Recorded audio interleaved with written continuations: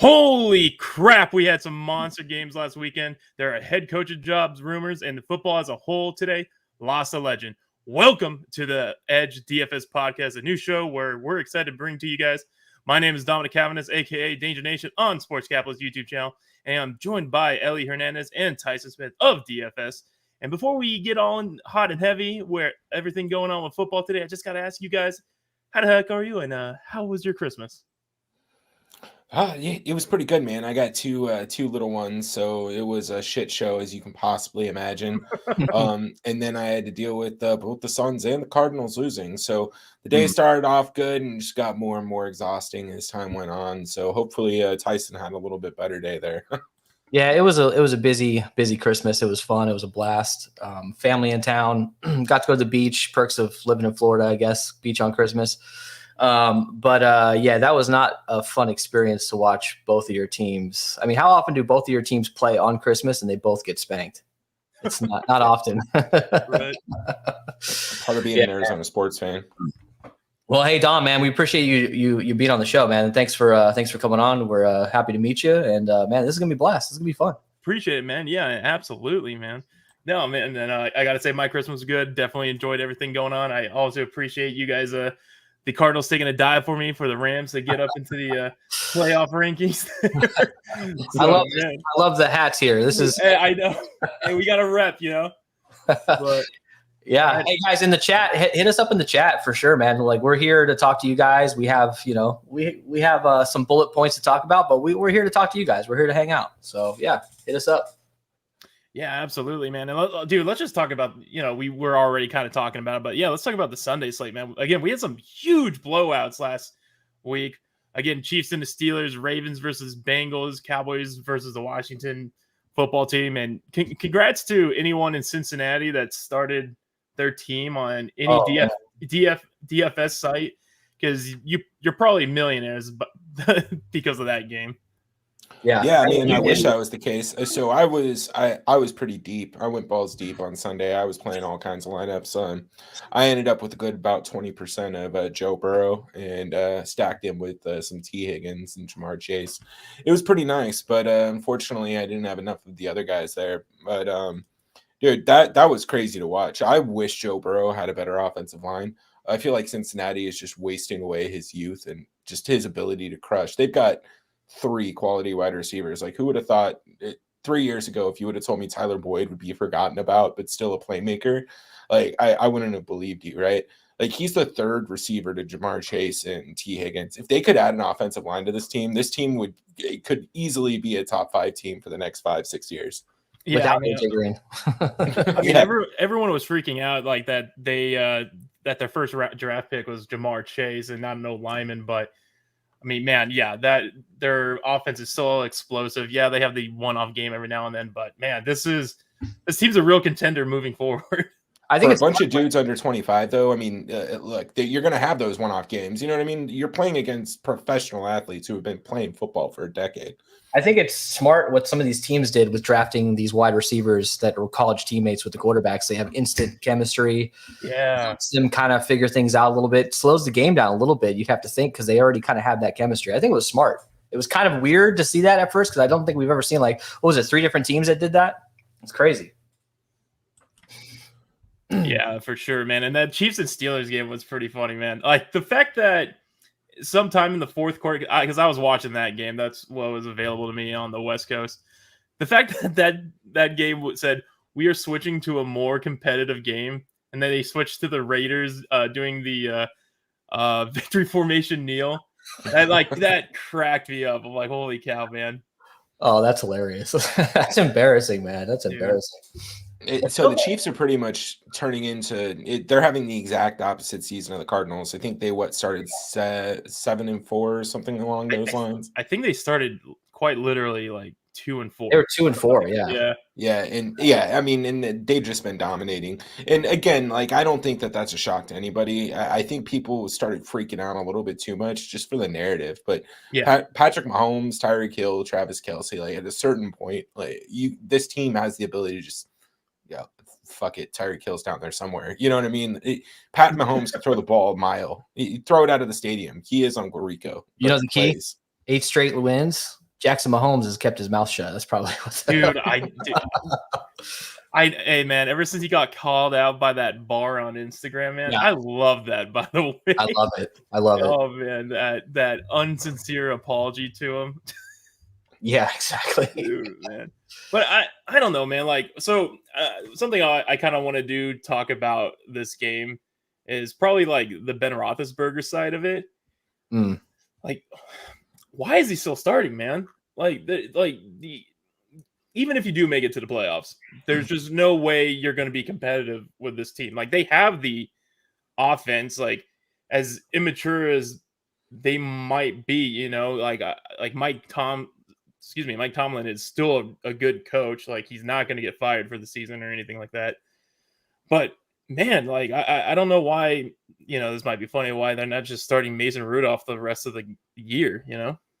Yeah, I mean, I personally think with all these backup quarterbacks and all these random dudes playing, I think they just probably assume that, man, he's our best hope, because Mason Rudolph is just not that good. We've seen him start like multiple half seasons at this point. We've seen him so much. I just think they probably realize, hey, it's from the team side of things, they should have been thinking about drafting somebody like 2 years ago. They really should have.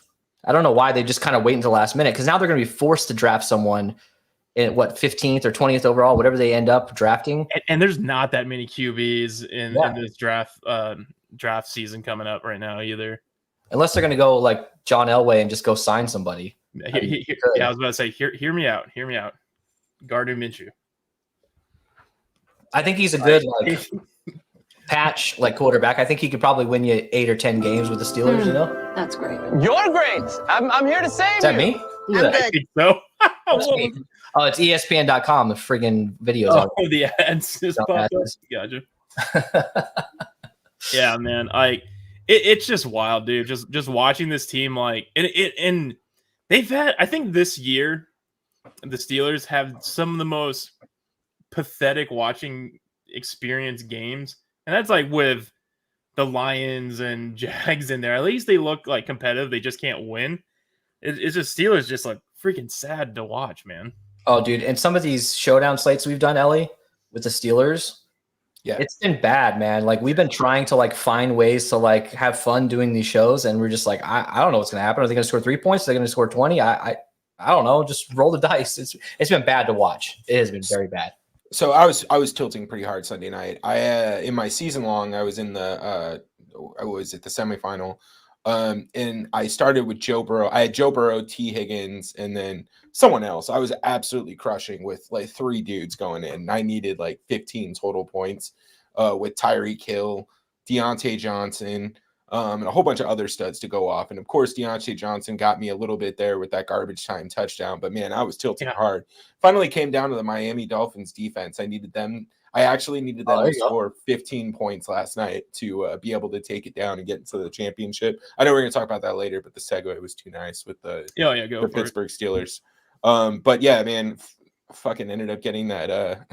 They got 25 points last night because of what they had: 8 sacks, a touchdown.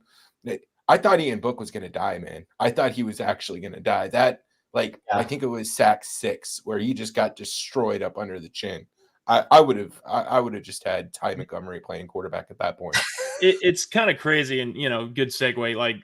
Because of this huge COVID outbreak that's happening in the NFL right now, we're seeing more second, third, fourth stringers start more than ever this season than maybe like the last 10 years combined, probably. Yeah. Quote me on that. I'm probably right, actually. But like, yeah, Ian Book, and like you're finding out that there are some studs and a lot of duds like in the NFL, man. Tyler Huntley, we found out he was pretty good. We found out that all three QBs at Ravens are awesome. Wait, who is it? Was it Josh Johnson or Tyler? Who was it? Yeah, Josh Johnson. Okay, so I disagree with you both a little bit on that. I don't think that they're good. I think that they're opening up the playbook like they should be doing with Lamar. I have a 30.5-minute rant I can go off on about this. So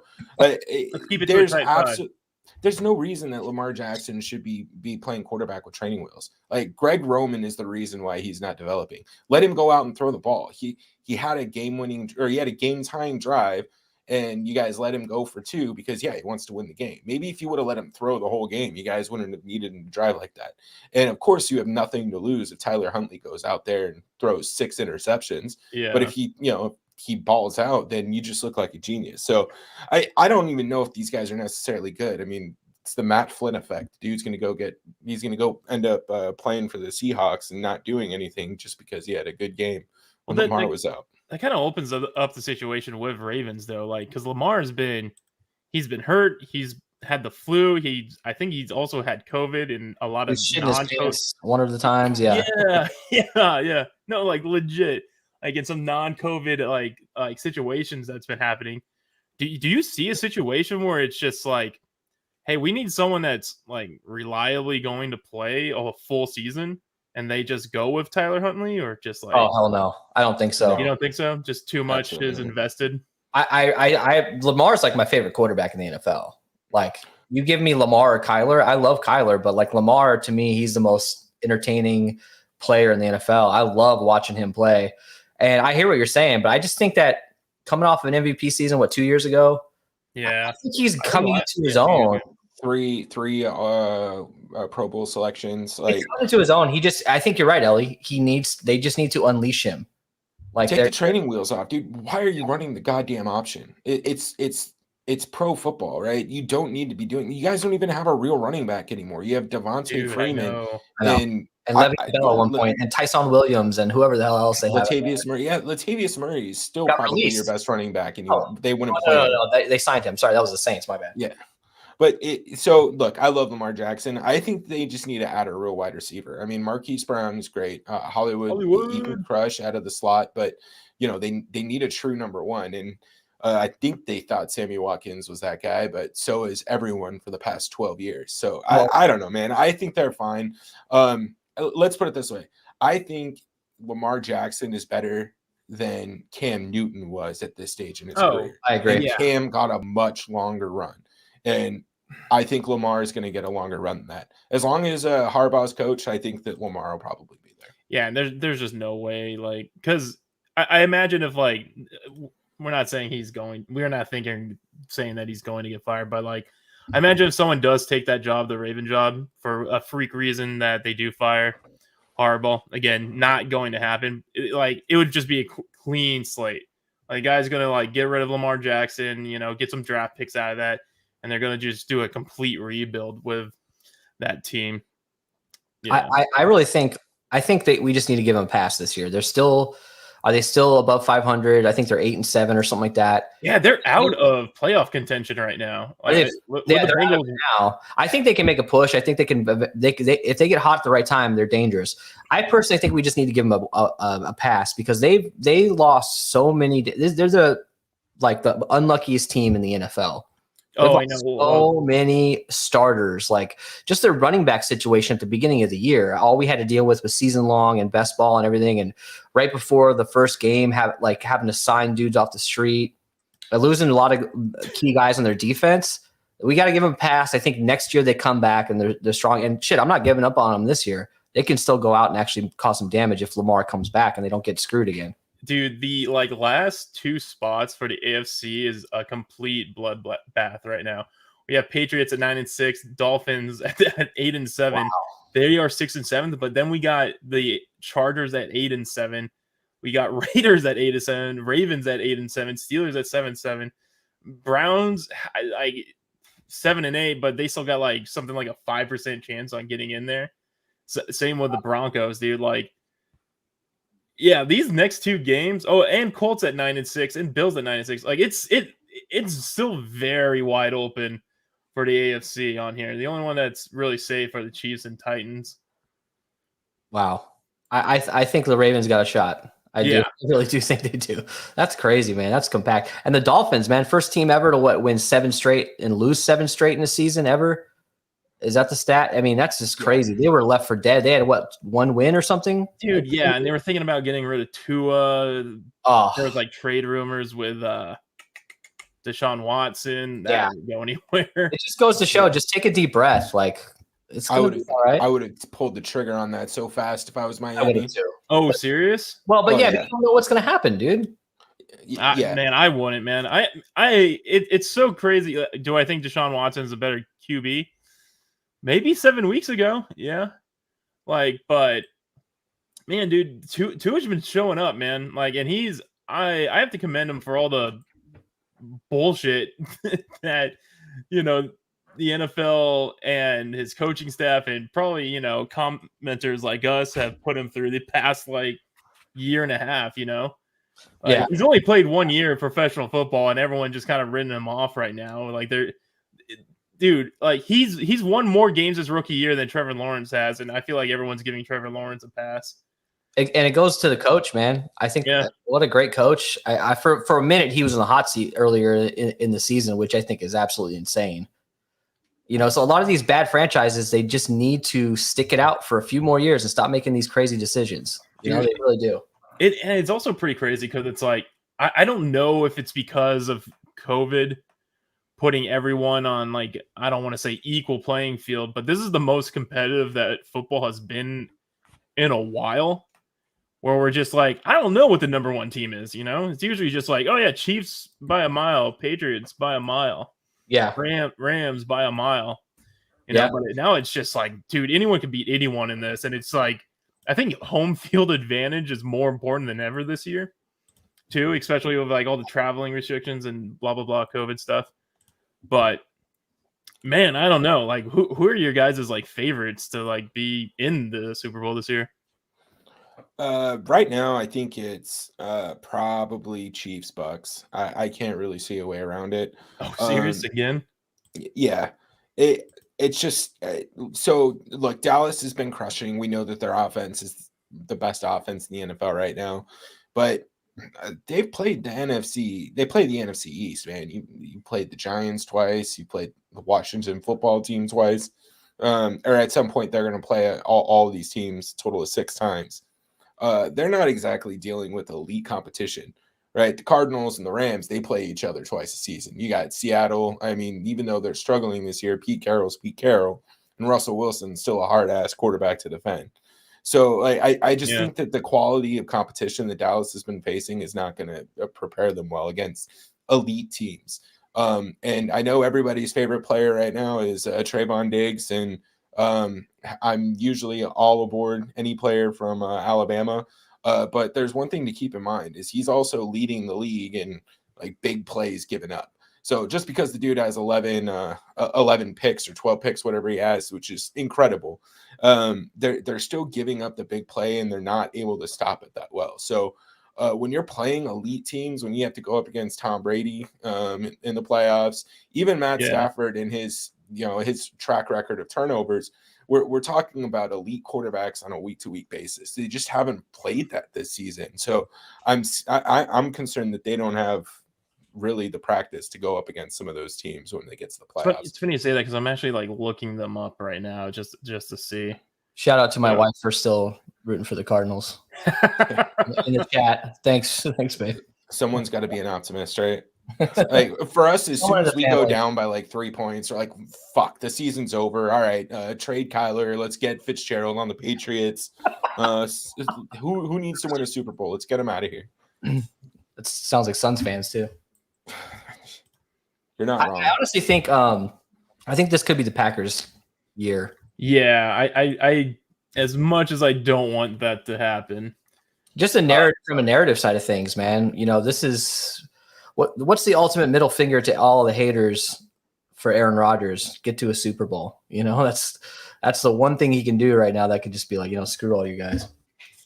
Yeah, seriously. Man, I've looked up their Cowboys schedule, and I have to definitely agree with you on the pedigree of of their opponents, man. They're just it's a lot of 8-8 teams or less here.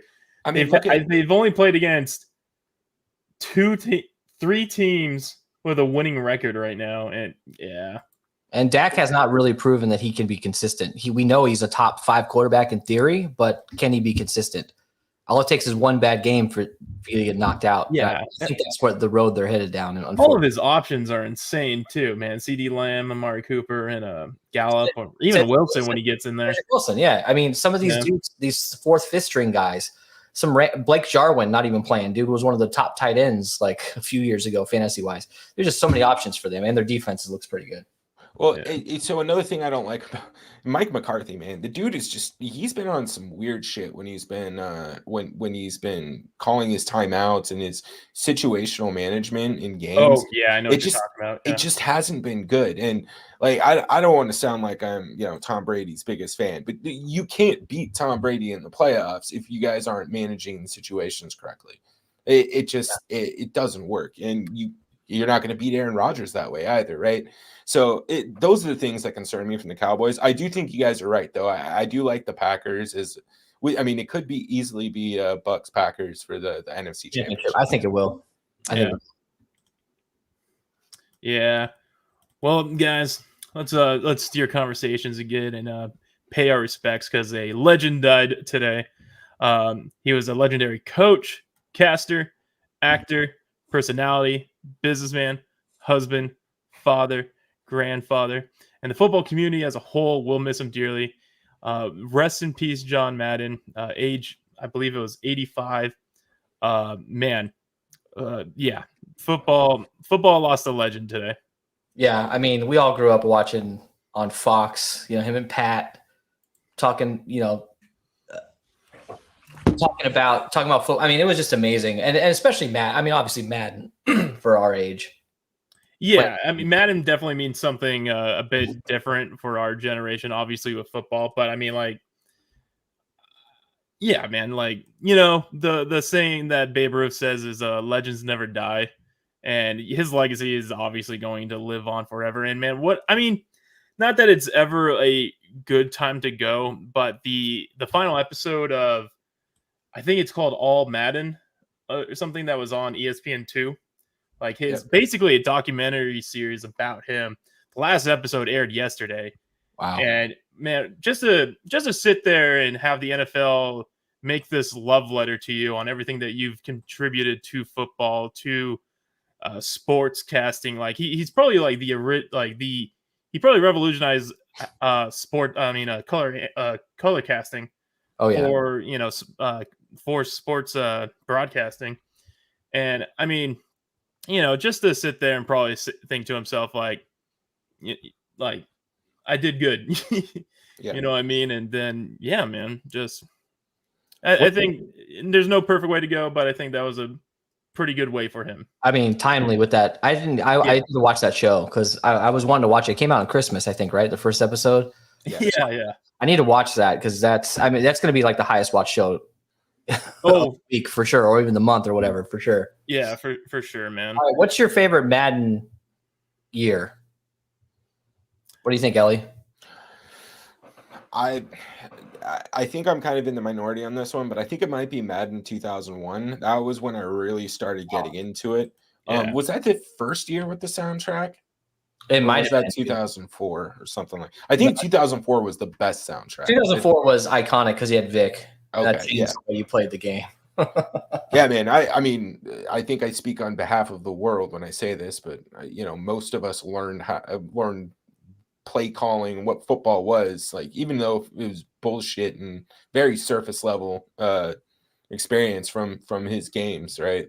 Yeah. I mean, I think the general IQ of football definitely increased because of his games, and the fact that Yeah, like I don't remember because it wasn't EA at the time, I think, but they brought I think it was.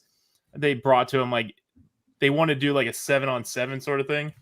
And he's like, my name will not be associated with it if this isn't real football, like 11-on-11. Nice. And yeah. Man, mine has to be though. I think I originally got into it when it was I don't know what year, but I remember the cover because it was Fitzgerald and oh man, 09.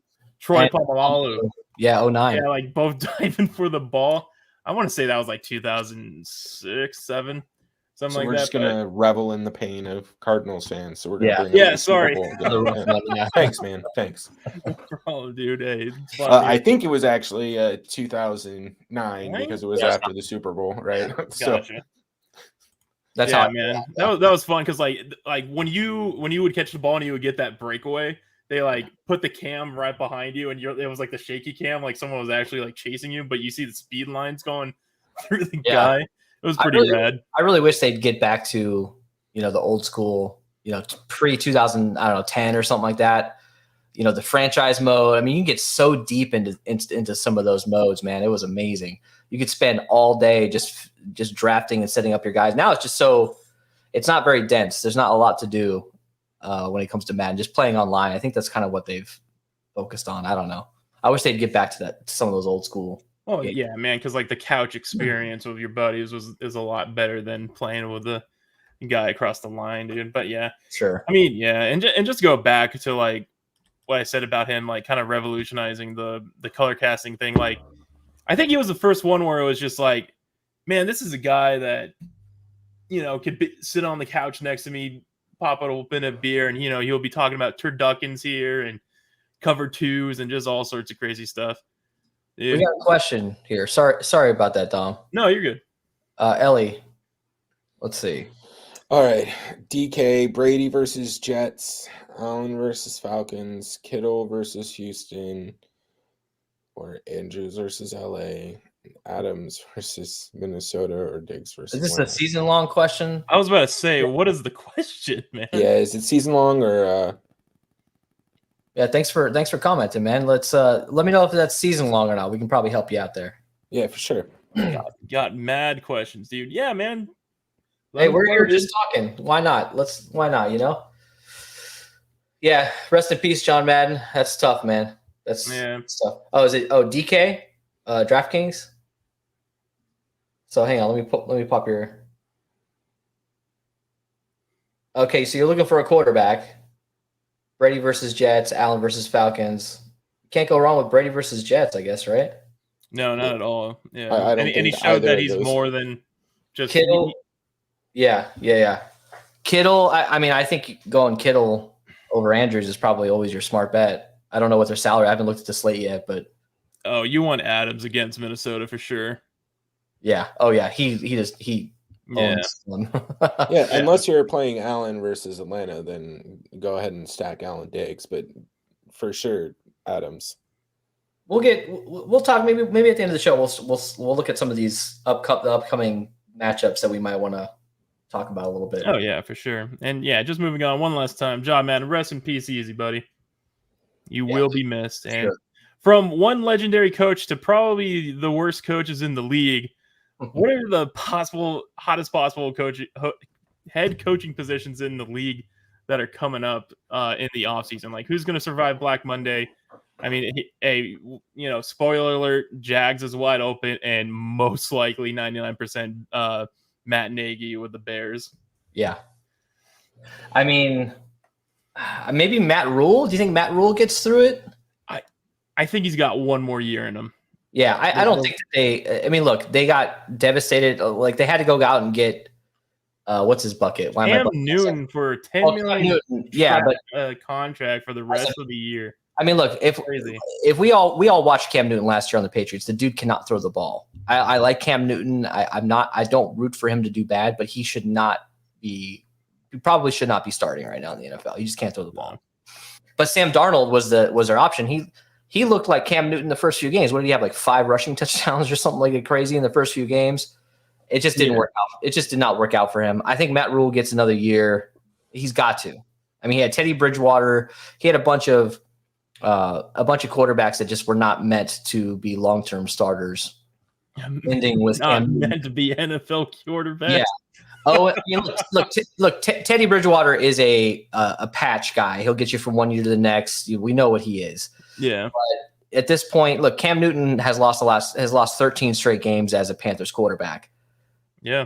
They just need no, I'm sorry, Cam, you're a good guy. I'm sure the community really loves you. They got to just put Darnold back in and see what he can do. See if there's even a chance they would want to bring him back next year. They probably won't, but you're not going to bring Cam back next year. That's a fact in my opinion. Gotcha. I mean, Matt Rule could survive. I mean, Mike Zimmer might be gone. If he makes the playoffs, can they really fire him, or they will fire him? I would fire him, dude. Like, get him out of here, man. Like, I think that team needs a facelift. The Vikings, dude. Like, it's so crazy. Vikings could have been like 15-2 this year. Like, if their defense could have like done anything. They have any of those games. Great skill position players. Yeah, man. And Mike Cousins is like, he's slightly above average too, like on what he can do for the offense, dude. Yeah, and it seems like Kirk Cousins and Zimmerman doesn't really get along either. Like on some of the stuff you see on the sidelines, I think Zimmerman's gone, man. Yeah. Well, Mike Zimmer just needs to go hang out with his hot girlfriend. Apparently, he's bringing in these models somehow. I don't know. Ellie, you look stressed, man. Are you doing a late swap or something? What's going on with you? Yeah, man, I'm having some trouble with my export from late swap, so I'm checking some of my decent lineups here to see if any of them actually need anything. Do you need me to fantasy cruncher this shit with late swap? I might, but looking at it, none of this news really impacts me. I really don't want to play much Denver against Golden State. Their defense is too good. Yeah. And OKC doesn't have anybody fucking playing. They pretty much have their 5 starters, and then like everybody else is a G League like 10-day player. Hey, so technically a DFS show, so we got to talk a little bit about the struggles of a DFS player at 9:32 p.m. on the East Coast. Well, dude, I don't want to talk shit about lineup HQ because I love it, but like the past 2 weeks, I've had 2 separate issues trying to build and export my files, and it hurt, right? And you had to help me recrunch with Fantasy Cruncher, but trying to tell you what my player pool is via text message in 18 seconds so you can rebuild is a pain in the ass. But that's why for $50 a month, I guess every once in a while it just shits the bed. I know a lot of these pros, they have like 2 or 3 optimizers just paid for, ready to go just in case. Yeah. Yeah, it looks like I'm going to be good though, man. I'm so heavy on this OKC game. Like I'm way over the field here, and it looks like I'm doing okay so far. So, hey, chat, hit us up. Let us know what you guys think. Who's the hottest on the hot seat right now? Because I mean, I personally think Cliff Kingsbury's on the hot seat. Do you really? I think he is. I know that they have in this year they've already clinched a playoff spot. They've gotten better every single year. And I think he is a good coach. I want to see him stay. But there's been, just watching every one of these games, there's been just massive mistakes that fall back on the coach, a lot of them. Just dumb, stupid mistakes that he has to fix. He's the head coach. I don't care if it's his fault or not. He's got to figure out a way to fix it. It's actually pretty crazy how like much they crash and burn in like the later of the season, man. Mm-hmm. Like, it doesn't seem like they should. You know what I mean? Like, for goodness sakes, you guys won with 2 games of Colt McCoy. Like, we know you guys have the talent.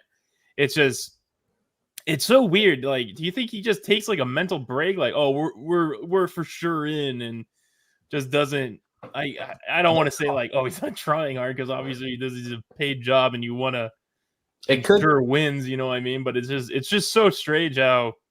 Yeah, it just seems like he's like, yeah, we're good enough. It could be the intense. I mean, it could just be the intensity he brings. Maybe he just doesn't. He eases off. I don't know. And look, he doesn't really stick out to me as being like one of these super controlling coaches. I mean, he's around the same age as a lot of these guys. Yeah, you know.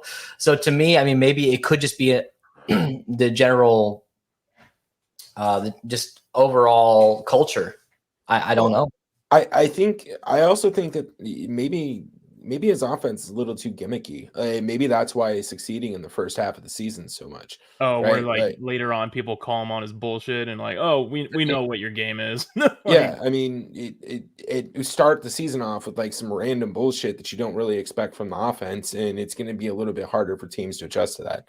I think that's what happens. He comes out with some new flashy thing, but I don't know, man. It's the NFL. These are really good defensive coordinators. Unless you're Vance Joseph, then you just don't know how to stop the run. But I think that's impacting his ability to kind of make that next step. And I'll admit though, like their roster is heavily dependent upon like end of their career or towards the end of the road veterans, and then a bunch of youth players to fill in other holes, or vice versa. Right. So when you start having issues with the depth on at linebacker, for example, Jordan Hicks wasn't supposed to start the season. Zaven Collins was supposed to start with whomever else we have back there, Isaiah Simmons.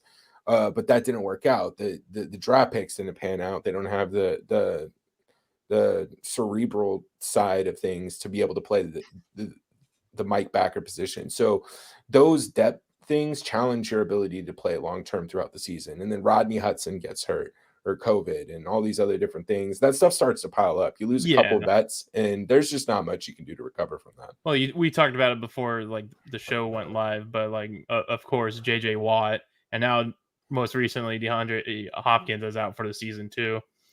Just yeah, man, they're just losing people left and right, and it's probably they're missing those vital people in the locker room to get them going. Yeah, absolutely. When it comes to these other coaches, I mean, Matt Nagy is gone.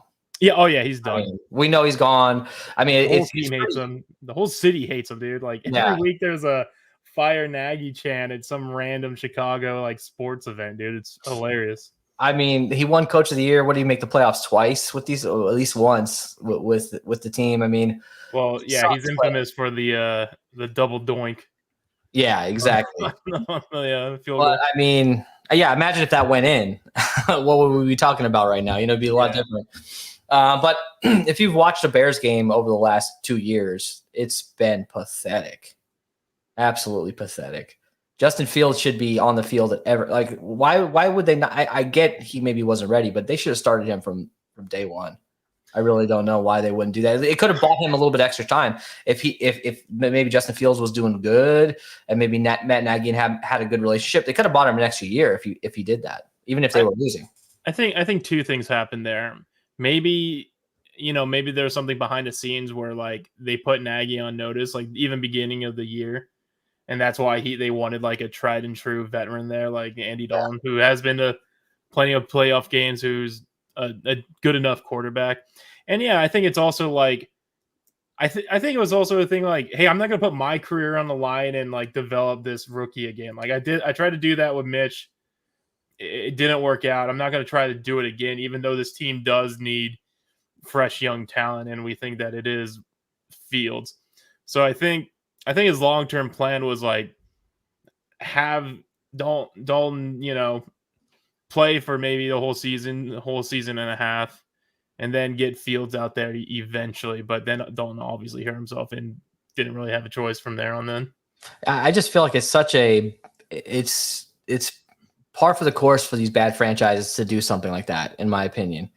Like, put Andy Dalton out there. We know the guy can't win a playoff game to save his life. He can't win a primetime game. He's not like he's solid. He's a great backup. He should probably be a backup for 3 or 4 more years in the NFL. Great backup.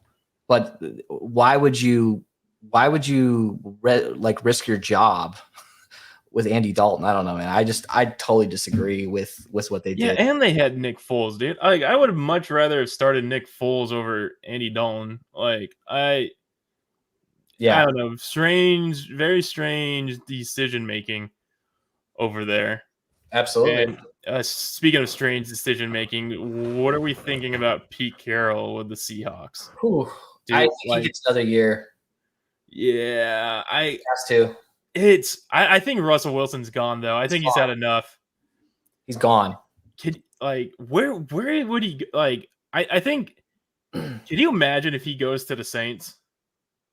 I think it's a good spot for him, man. I think so too, dude. Like I think they wish. What was the guy's name? Why am I blanking on him right now? Taysom Hill? I think they wish Taysom Hill was like more like Russell Wilson, and they kind of are similar in a lot of aspects too. I mean, he's like 1/4 of the quarterback he'll ever be, which is, I mean, that's hard. Like Taysom Hill is a solid player, and I think I like how they adjusted his contract and everything based on what he's doing. I think he's a solid player, but you got to have a number one quarterback there with him. Yeah, you just have to. And I think Russ is a good combination. I think Russ in New Orleans is interesting, but I think I honestly think that he could end up in Chicago. Chicago would be an interesting spot for him. Imagine having Russell Wilson, David Montgomery, Allen Robinson, Darnell Mooney, Cole Kmet. That would be an instant contender. You get Khalil Mack back next year. Is Robert Quinn? Robert Quinn was traded to Chicago for Leonard Floyd, right? You're the Rams guy. So. Yeah. Okay. Yeah. Robert Quinn has like 18 sacks this year, some bullshit like that. So he's been tearing it up. So you start adding some pieces back on that defense. I actually think that team could be a contender. And if Matt Nagy didn't get fired at the end of the season, that would be like, if he was able to help Wu and Russell Wilson, I think that would be his one opportunity to stay one more year. Maybe that's the only way. If it wasn't Matt Nagy, sorry, go ahead. No, sorry. Maybe that's the only way they get Russell Wilson is they fire Matt Nagy. Yeah, honestly, like if Matt Nagy leaves and like Russell Wilson does join, like what coach would you guys want there? You know, because like the half of the reason why we're talking about these teams and their coaching positions is because they came from college and they're finding out that it's a much different experience here. You know, not every player is gonna, buy your snake oil when you come in here, because like their jobs aren't nearly on the line as much as they were back in college. You know what I mean? Like they can think for themselves and do things for themselves. Like the weight of responsibility is much more on the coach than it is the players in the NFL. Like what kind of coach would you guys want though for the Bears? I mean, for the Bears, this kind of wraps up into my answer just for like who are the hottest head coaching candidates. I still think Eric Bieniemy is being slept on. I don't know why he's not a head coach somewhere. Eric Bieniemy would take a quarterback and just implement an offensive system that would be pretty explosive. You're talking about the offensive coordinator for the Chiefs, right? Yeah. Now, granted, I don't know if Chicago necessarily wants to jump into bed with another Chiefs guy again, but because Matt Nagy came from Kansas City while back, right? Yeah. Well, I mean, they missed their opportunity to draft Patrick Mahomes, but I mean, that was in the past. Yeah. Anyways, so I think Eric Bieniemy is interesting. You got Kellen Moore, offensive coordinator for Dallas, and then Byron Leftwich. Byron Leftwich, Bulls. They're all going to potentially get interviews with Jacksonville. Yeah. That's the offensive coordinator for Tampa. The Bucks, right? Yeah. Yeah, he's been with Bruce Arians when they were out here too. Yeah, dude. I mean, a lot of say the Kansas City offensive coordinator for me again. Eric Bieniemy. Bieniemy. A lot of people are suggesting that he might actually go to the Raiders. They're thinking that might be like the perfect fit for him. That's another job we forgot about. I don't know that he would do that. So like I think that Raiders situation is still a little bit more than what it is, right? Like there's no way John Gruden was the only one in 650,000 emails that said something. So no way. I don't want to necessarily be too crazy here, but I don't feel like that would be a good fit for just the culture issues that have been raised there in he's in like, Las I'm not Vegas. paid enough to do this. I just want to coach football. And again, those are some questionable like racism and sexism. Like I don't know if that's a great match. And you just have to go Jacksonville. You just go in and not be Urban Meyer, and you're pretty much already winning 6 games. And I don't know, man. Eric Bieniemy though, I don't know. I think he's going to be a hot commodity. Oh, for sure. I think if K2 gets fired, Cliff Kingsbury, that's who I'd like to see kind of take over here in Arizona. But either that or Todd Bowles. I think Todd Bowles is he is also slept on as one of the top head coaching candidates. And he does. Sorry, go ahead, bro. No, because he's so defensive oriented, I think teams sleep on him. But I think that he'll get the right gig somewhere. The Jets are just a Pop Warner team, so it's really not a good measure. Yeah, exactly. He does have head coaching experience. It wasn't you can never blame someone for doing a bad job with the Jets. Yeah. Dude, Nick Saban left the Dolphins. Like the dude just quit, and he ended up being the greatest college coach of all time. Like just because, like I don't want to be a dick or anything, but just because you're not a CEO doesn't mean you're not a great goddamn janitor, right? Like there's still things that you're good at. You just got to find a place to fit. And Todd Bowles just has to find the right piece where he can go and crush it. I agree. Yeah, I totally agree here. Like, I don't know, man. Jags is an interesting situation. But I think you're right. It's more of the situation where it's just like, hey, don't be a dickhead when you like show up like on at the facility. I mean, you know what bro, I mean? What were they doing? Like, I know this is a tired speech at this point, but you had Gardner Minshew and Trevor Lawrence splitting snaps with the ones in preseason and in training camp. Yeah, and then you Tim traded, Tebow, bro. And then you traded. I don't even care about that. Like that, the Tim Tebow thing, I think was just a stunt in the first place. That place, dude. Like nobody gives a shit if Tim Tebow actually. But the one thing I did think was funny was people like, oh, well, you're taking away an actual opportunity to play for someone else. Like, that's yeah, stupid. like that's how jobs generally work. Jobs work. You getting the job means someone else didn't. So like, it's just the way it goes. But no, man, like it was just a bad situation from the get-go. The one problem about taking over the Jags team, obviously besides that, is just this last draft class. They took Travis Etienne, however you say his name, 1 overall. So now you have to decide on whether or not you just get rid of a first-round draft pick or you're going to sit here and run James Robinson and Travis at the same time. Now, it sounds like James Robinson may have popped his Achilles, though, so it sounds like that may have answered itself. But if that's the case, then I mean they may need a running back for next year in general. But I don't know, man. I think the best position out of all these, though, like don't fight me right now, but it has to be the Vikings or the Bears, dude. I think that's why Matt Nagy is on the hot seat, is because there's no goddamn reason Allen Robinson shouldn't be a 1,000-yard receiver. Dude, he's not even like throwing the ball some games, man. Right? Why is Darnell Mooney your number one guy? Like, it doesn't make sense to me. So that's coaching. That's coaching. That's the offensive coordinator. So that's what I think. I think that they could have immediate change. They get an offense that's in the top 10. Their defense will be top 15 easy. There's no reason that they're not an NFC playoff team in a year. There's no reason why Demir Bird should be getting red zone targets over Allen Robinson or Jimmy Graham. Jimmy Graham still alive, man, still making that money. Super senior, but you know how many times I've had to pass over him at $200 on a showdown slate and be like, man, he's gonna score 2 touchdowns. Dude, I know, because like I always try to champion Cole Kmet too. I'm like, dude, like this has to be the game where he gets the touchdown pass, and now and you just hear Jimmy Graham like, gosh, dang it, dude. But yeah, so I think man, we got quite a few people in the chat right now. If you guys want to open up some questions to us about any of your DFS needs, feel free in the meantime. Or while you're doing that, listen to this shit, guys. So tonight, it looks like we had 2 people go through COVID protocols during the game. DJ Wilson cleared health and safety protocols and is available for the second half. What? How are you guys testing positive during the game? What's the point of testing if like that doesn't make sense? And then you got who was the other guy?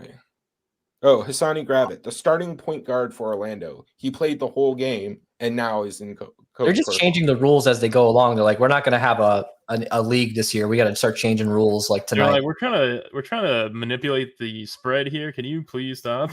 Yeah, right. Seriously. It's crazy, man.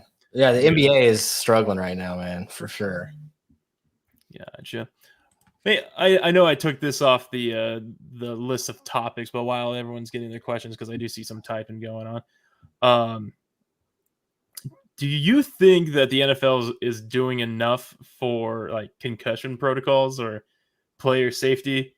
Because a couple of weeks ago, we saw some gnarly like brain injuries going on with Oh my goodness, I forgot Darham and obviously Ted Bridgewater recently. Ellie, you go first. Yeah, I have a very strong opinion on this. I don't think that you can believe the NFL cares about any injuries or player safety until they get rid of Thursday Night Football. These 4 days off to go play a Thursday night game is not doing good. How many people have we seen just get absolutely annihilated on those island games? And it's different to, get hurt, get a stinger, come back, you sit out the game and come back next week. But to your point, concussions, I mean, those are bad, for lack of a better term. And it's serious. And then we're seeing ACL tears. We're seeing knees get just absolutely destroyed. It just keeps happening. That knee and ankle things, those are getting more prevalent because of how defensive players are being taught to tackle now. Because I totally agree with you. Yeah, you don't want to risk a helmet to helmet situation, but now like knees and ankles are getting torn apart. Now you have Tom Brady saying like, oh, like defenseless receivers shouldn't be tackled at the knees. Then I think it was that tackle at the Dallas Cowboys. They were like, then why are we even playing? Like we can't even defense can't. It's an offensive game now. Like defense can't really do their thing. Yeah, because of offensive mistakes. You know what I mean? Every single time I see a player get hit, I'm just worried, okay, it's going to be a 15-yard penalty. The issue that I have with it is you're asking these players who grew up playing a certain way, using instincts to play a certain way, to completely change the way they played football their entire life. And now you have to think twice about every time you make a hit. I mean, look, when you're in Pop Warner, what does the coach tell you? Don't be scared. You hit as hard as you can, or you're going to get hurt. If you don't, if you like winds up going for it, you're going to get hurt. I really think that this has to do with a lot of these ACL tears, a lot of these like non-contact injuries, simply because you're changing the way all these people play football. And I think, they have to do something. I agree with that. It's a tough, egg to crack here. It's tough. Yeah, I think losing Thursday Night Football is a good start, but at the same time, it's like they're doing everything they can to not take care of the situation, for lack of a better phrase. Like, for example, they're not even calling it a brain injury; they're calling it a head injury to lessen the impact of what really happened on the field. Like, if you saw Parham, the Chargers tight end. His whole his brain blue screened, literally was stopped functioning. Everything about him, yep. You know what I mean? And they're like, "Oh, it's a head injury." Like, no, man. His brain literally stopped working for half a second and didn't know where or what he was. Yeah. And Joe Buck said something like it's cold. That's why. We don't want to think about this. Something like we don't want to. He's shaking. Think about this. Yeah, we don't want to think about the situation. Yeah, he was totally covering up for them. Bro, we're in LA in a dome. What the fuck? Yeah, man. Dude? I don't know, dude. It's rough. But there's not I don't want to say there's nothing they can do, but it's that injury is literally your brain moving back and forth in your, inside your skull. Yeah, obviously, there's no equipment in the world that's going to change that. Yeah, it's not going to lessen the impact or anything like that. And this injury is a cumulative one too. On hits that you don't even think are a big deal. 30 years later, these are going to affect these guys. But I think once the NFL, if they ever, because it's a lawyer thing, man. Let's be real. Once they admit that football does cause a CTE, I think that's the abbreviation for it. Lawsuits are going to open up. They will have to pay more for their pension and cover it more on their health insurance for after they're retired and whatnot. And it's going to be, they're going to lose on the bottom line, and that's what's the reason why. Well, that's all they care about. They just care. They care about money. I mean, that's what it's about. It is what it is. Look, and another reason too, and you see these guys, with DFS, it's a huge deal. You see a guy get hit in the head and he hits the ground. Instantly you think, okay, I have 75% this player. They're going to put him in the protocol. He's going to be out the rest of the game. It sucks that we have to think that way instead of just caring about the people. But a lot of times you end up seeing these guys get hit hard whether it's a penalty or not, and you instantly know they're done for because they don't get hit ever during the week. They don't get hit they get hit in the head maybe 4 or 5 times a year. So of course they're going to absolutely get annihilated. They're going to be done for if that happens. I'm not saying they should be hitting during the week in practice. All I'm saying is it seems like these injuries are way worse than sometimes they actually are because they're just not getting hit throughout the week. Right, but like that injury with Parham, he didn't get hit in the head. His head, the back of his head just slammed onto the ground, and that's like what caused it all, dude. I mean, like that's just the nature of the game, but it's like the NFL has to do something like to recognize it more. Like they know it's I think they know what's coming and they're just trying to slow it down as like much as possible. You know what I mean? But yeah. I mean, they have to because I don't know if it's a combination of things or what, but the product, generally speaking, for the NFL has really taken a hit over the last few years. It could be because of COVID, obviously, practice-wise and everything. But even before COVID, I think the overall product has kind of taken a hit. It's been very sloppy. It hasn't been very fun to watch. The referees have way too much power. Oh, dude, the refs have been terrible, man. Here's one thing. We're going to go off on another rant here. Yeah, we're expecting these 57-year-old lawyers to work part-time and somehow do great on a Sunday. Why not just hire these dudes to work full-time? Put them in freaking meetings all week. Do whatever you have to do. Like there's one official that's full-time, right? Unless they've changed that recently, there's one official per game. And the rest of these dudes are head, yeah. They're all they're dudes who just happen to want to be a referee, and they've got bad vision. Like 60-year-old dudes out here, like looking 15 yards down the field, expecting to spot a ball. Yeah, man. I mean, it's pathetic. Yeah. It's almost at a point where it's like, as much as I don't want this to happen, because then I think we lose something. We lose like some human nature out of the game. Is like if the officiating just becomes automated, but then I'm like, well, it'll still be over officiated. Like you know what I mean. It should be like a hybrid version of that. Like I like what they're doing with the replays where they can quickly just talk about it real quick and say, hey, you know what? Okay, that was we didn't call the fumble dead, but now we talked about it and we actually looked up in the eye in the sky real quick, and that was not a fumble. Instead of wasting 15 minutes to go to the booth, like I like what they're doing with that. They can continue to go down that route where it's kind of like a hybrid, like, hey, was that a hold? Or was that a bad hit? Like, let's check real quick. And just relying on these old dudes to like make these calls, I just don't think it's smart for a giant, biggest sport in the country. Dude, relying on old guys. There's huge implication. Like there was like some report I saw where it was like, oh dude, I can't remember the title, but like, oh, I remember. Like it was 57% of the underdogs of the game have been winners, like on like money line stuff, have won their game. And a lot of people are contributing it obviously to two things. One being COVID, and B is the over officiating of the referees right now.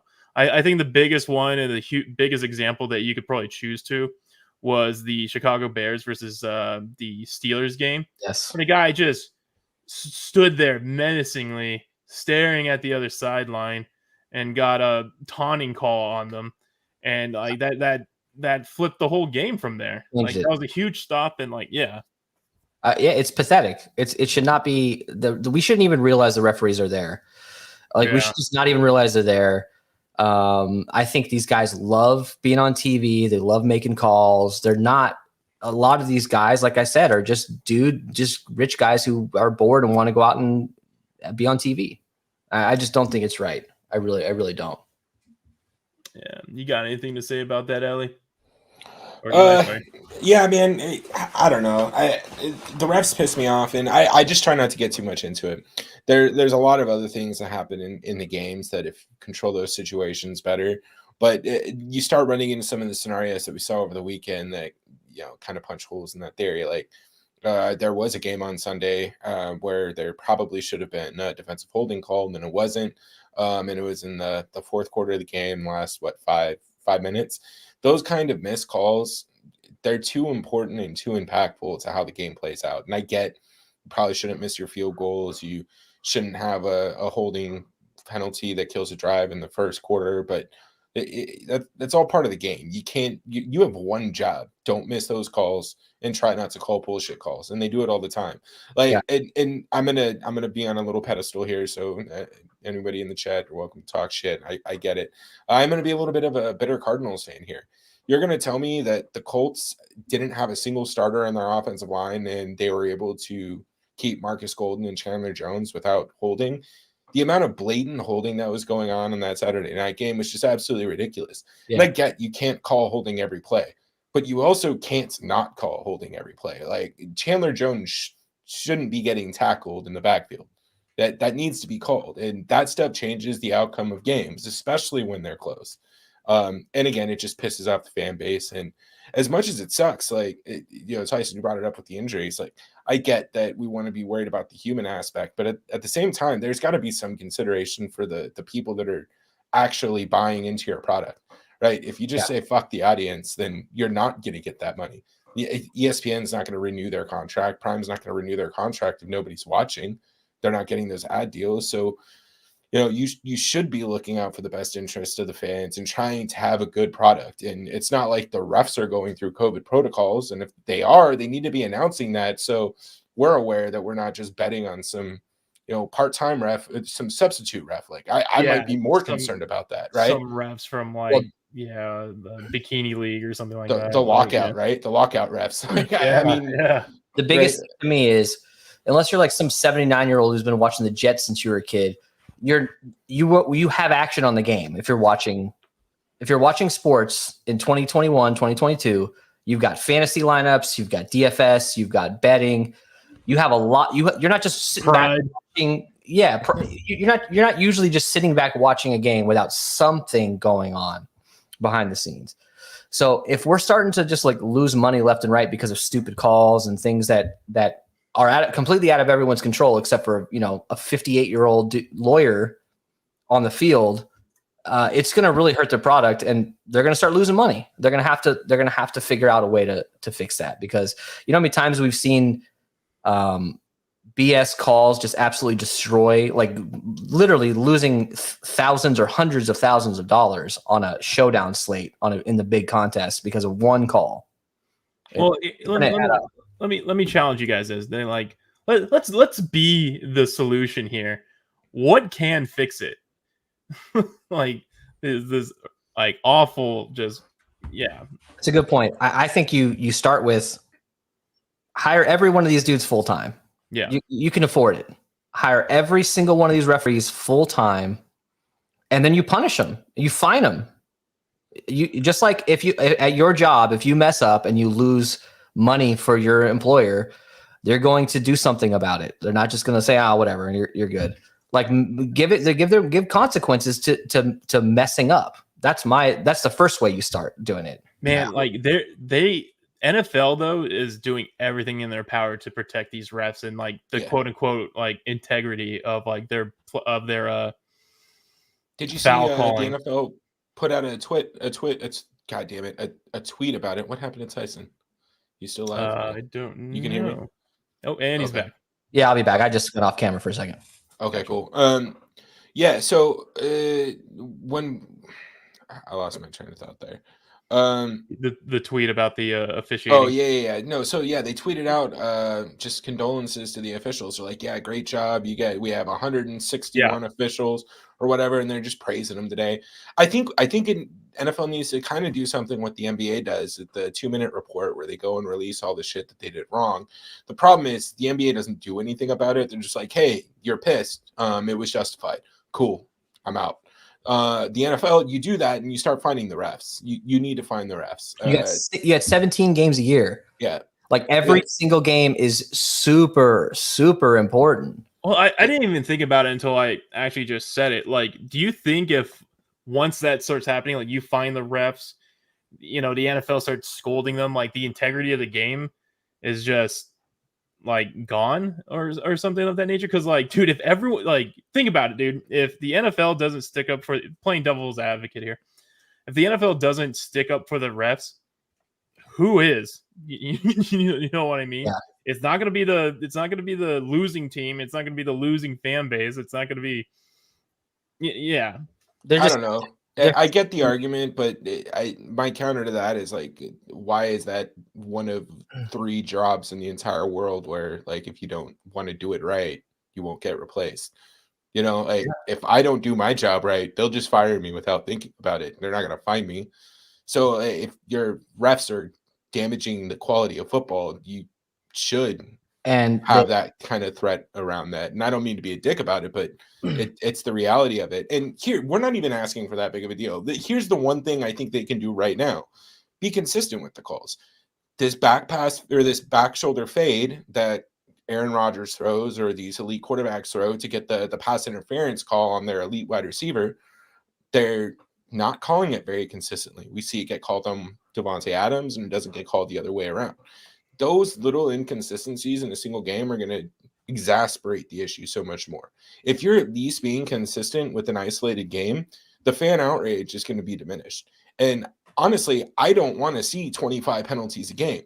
Let them play some football, right? Like, let them play some football. We should see penalties going down and prioritize player safety penalties, right? And I guess, like, obvious holdings, false starts, and things like that.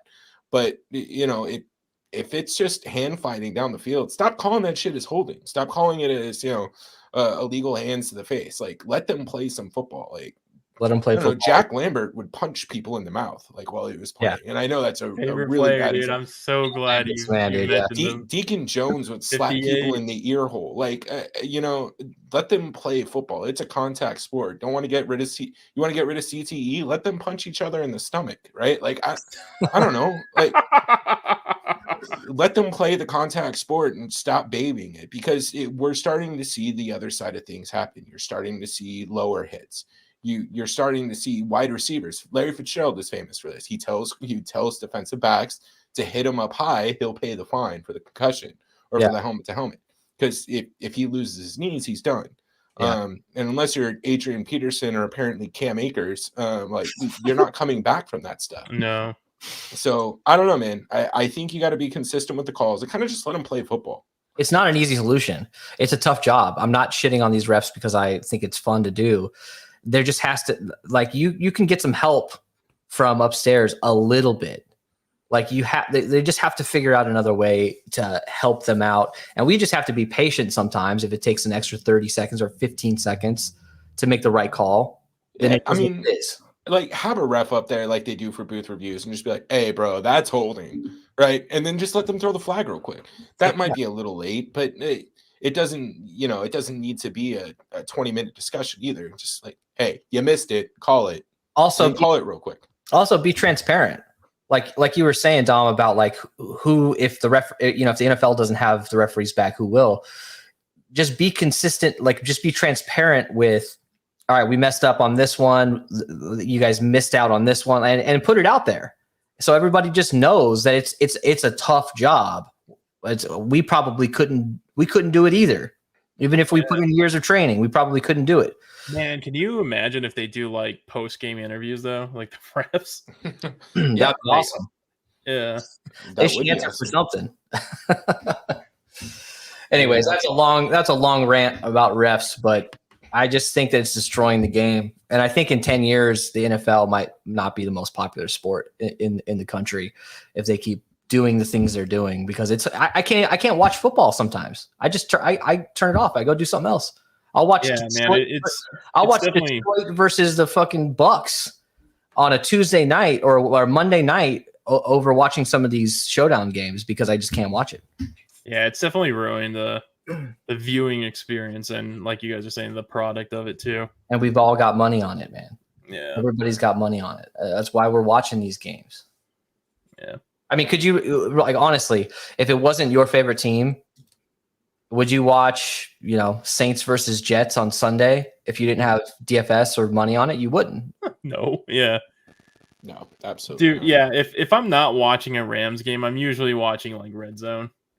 Yeah, Red Zone is the best thing to ever happen to football. They just need to figure out how people who want to spend money but not want to spend like $2,000 to get DirecTV. How do we watch games? Like, how do I watch the games I want to watch without having to get a freaking satellite on my damn roof? You know? Yeah, man. dude, Ridiculous. What's with the NFL and their inability to just like stream games appropriately? Like even their so Dom, do you ever use the NFL app? Like, to I watch do games? actually. Is it garbage for you? Yeah, it is. I accidentally bought. I don't want to say accidentally. I have buyer's remorse from buying the NFL ticket through there. The Game Pass. Yeah, Because I thought I had access to all of them. I only have access to all of them once the game has been played, which is like, what? Why? I mean, I like Game Pass because you can watch, like when we're doing Showdown shows, like I'll always watch a couple games back and they have condensed version. Yeah, the condensed version's nice. But like they don't really tell you what you're buying beforehand. No, they trick you. Yeah, and why do I have to sit on the NFL app on a Tuesday night Showdown game that was postponed for COVID and turn my Wi-Fi off in order to watch it on the app? Because you have a deal. You have a deal with NFL Network and cable networks. Like, don't make it hard on the people who pay to actually watch the games. It's insane. Yeah. DA saying Fubo with the sports package. I heard it was a pretty good package, actually. I might have to check that out for sure. Dude, I use YouTube TV, man. It's actually pretty stellar. Yeah, YouTube TV is pretty good. Yeah. All I'm saying is imagine if Disney and ESPN own the rights to NFL and you could, through Disney Plus or to whatever app they want to do, you could pay $100 a year, $200 a year, and everyone would pay for it. You'd get so many more people, and you watch any game streaming anywhere. Doesn't matter where you're at. You don't get blacked out because it happens to be on NBC that night or something. You could just pay for it and watch it. I'll pay extra for that. Yeah, man, and let me watch the game I want to watch too, man. Like I live in Texas and I'm a Rams fan, dude. I only see Rams games like twice a year if I'm not on the West Coast. But I could have sworn like 6 or 7 years ago that the NFL was saying like ratings were just down across the board and they're all blaming streaming. I'm like, let's be real, man. Like streaming is the future here. And like, I mean, if you're late to that party, I'm sorry, but like, I don't know, man. It's strange that they're making it hard for me to spend money on them. They make it very hard. And look, include Red Zone in whatever package you want to do. Get rid of DirecTV. Maybe my grandma has DirecTV. Who the hell has DirecTV now? Yeah, like the people.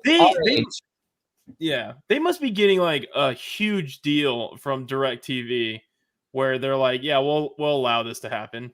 I think they signed like 10-year deals or something crazy like that. So they're probably trying to find a way out. Like people our age in their 30s or whatever, we're the ones spending money. Like you should cater to us. Like at this point, because we're the ones who are going to gamble. We're going to spend money on these things. So none of us have cable. Do you know a 30-year-old who has freaking Cox Communications? Like I don't. Yeah, man. I don't know, dude. It's strange, man. Corporate decisions. Hey, welcome to the Edge DFS podcast. We're going to be doing a lot of these rants because it bothers me. And man, you know what? I don't know, man. Do you guys have any final thoughts or anything else we want to rant about at the very end there? I do want to plug myself a little bit here. Guys, I do not understand why people aren't paying attention to COVID news for NBA main slate. It is by far the easiest way to gain an edge on NBA DFS. So Toronto Raptors tonight, they had maybe 8 active players. Again, 2 or 3 of them are not actual pro players. Chris Boucher, 3% owned, just went off for 65 fantasy points. Jeez. So like there's just insane value that people are just leaving on the table because they're not going to play these guys. The dude has to play 35 minutes and he's a 1.4 fantasy per minute guy. So like, if you guys want to make some money, this is the way to do it. Pay attention, follow Underdog NBA, and make sure you have your alerts set. That's what I'm doing on my phone while I'm sitting through these shows. Just trying to read these alerts. I swap out my lineups just based on who's starting. And I'm telling you what, NBA is the place to make a bankroll. Yes.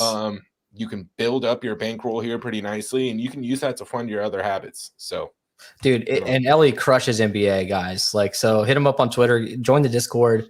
This dude's gotten more first places in like these mini maxes, these 20 maxes than I've seen in a long time. Like he's just crushing it. You've helped me build up my bankroll. Like that's literally the way to do it. Like use NBA season to build your bankroll up into the couple thousands or whatever. Go from $100 to $1,000. Like pretty high chances of doing that if you play the way you're supposed to play with NBA, and then lose it all for Showdown, for NBA or for NFL Showdown. That's just how you do it. And like it's a pretty easy strategy. I'll just go over real quick. If you want, you can spend $14. You get 2 25-cent 20 max entries, and then 2 10-cent. Both contests pay anywhere from 100 to 500 for the 25-cent, and then $40 for the 10-cent. But it's $14. You can play another $5 to $10 in cash games and a double up, and you really just hedge your cash games in GPP. Yep. You build 80 lineups, and then you play whatever you're not playing in GPP, and you can kind of keep that bankroll consistent. Now, it may not seem like a lot pulling down $40, but if you bet, $20 and you start pulling down $40 for a first place win, that's assuming you only get that one takedown. You're still doubling your money there. But you start putting in, I think the other night I didn't get a first, but I got top 10. I had a total of like 8-9 lineups in the top 10 in 2 different contests. So like that, I didn't get first place, but that shit added up really quickly. Yeah. So again, it's just a nice way to hedge. It's an easy way to bankroll. And then throughout the season, you start to get familiarized with the rotations. You start to know what's going to happen. So when you get an update that somebody's out, you have an immediate idea of who's going to bump in. So you're not going to have to worry about trying to memorize all this shit as you go. You start to get the hang of it. And the variance is not nearly as high as football. You can sit back and be pretty confident that based on minutes, you're going to get an X amount of points between X amount of points. Yeah. Very rarely are you getting, a bottom 5%, outcome for these guys. So, and also doing like 7-mans and 5-mans, and keeping it under $3. Keep it under $3 in all your tournaments. You're not going against the Chipotle brothers. You're not going against Osimo. You're not going against all these other guys who max them out and are better than you. You just go against normal dudes like you most of the time. And you have a better chance of consistently building up your bankroll. It's just the way to go. If you could just be, what do we do? Like 10%. How have we been doing it? We've been doing 10% of our bankroll. And then usually it's like half of that for cash. Or how have you been doing it lately? Yeah, bro, I haven't really been playing cash, to be honest with you. The GPP has just been working too nice for me. Yeah. But usually what I'll do is when I was doing the 25-cent and the $1 contests, I would do about half in cash so that it would balance out. But I mean, even dude, just running a like $30, $27, $40 single entry in a small contest, you enter a cash lineup into that, you're going to get top 10. And it's, easy bankroll management.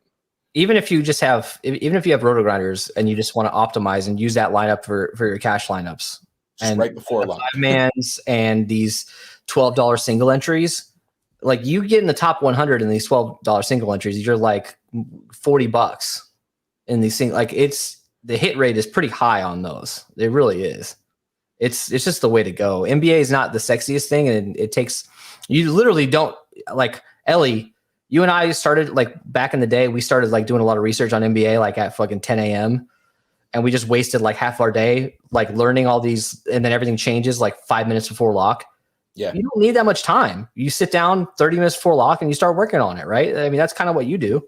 Yeah, I build. I start about an hour before lock. I build my cash lineups, and then I build as we get starting news. I'll start with 7 o'clock games. As soon as we get starters, I'll make sure that my lineups are set there, and then I'll just have placeholders from there on, and I'll just keep updating as we get the starters throughout the night. Yeah, that's the way to do it, man. I just want to add one thing here as we kind of wrap things up. I want to thank Austin Ekeler for recommending Justin Jackson. Mm-hmm. Man, I picked him up. He literally got me into the championship for one of my leagues. So I was without Kelsey, I was without Ekeler, and I was without Elijah Mitchell. And I was like, I don't know what I'm going to do. Thankfully, I picked up Ronald Jones, picked up Justin Jackson. He got me into the finals. So thanks, Austin. If you're listening, Austin, I'm sure he is. We appreciate you. Yeah, man. He loves watching our show, dude. Oh yeah, absolutely. He likes that sports betting for those nights that he's off. Yeah. All right, guys. I think that's going to wrap it up. Again, Make sure to like, comment, and subscribe. The Edge DFS. Please follow me on my channel, or not my channel, but channel that I'm also on, Sports Capitalist YouTube. And thanks for watching, guys. Have a good one. We'll see you guys later, man. Thanks for the subscribe. And Dom, thanks, man. Appreciate the show. Heck Appreciate yeah, man. you, Great job. All right, we'll see you guys for Sunday Night Football. Ellie and I will be doing the breakdown for that. Hopefully, I'll be on a boat somewhere, but I should be able in a hotel somewhere. So should be Saturday football. I think we'll have to talk. Is it Saturday football? There might be. I don't know. The schedule's going to get weird here. There's no Thursday night. Anyways, we'll see you guys later. Appreciate it. Thanks.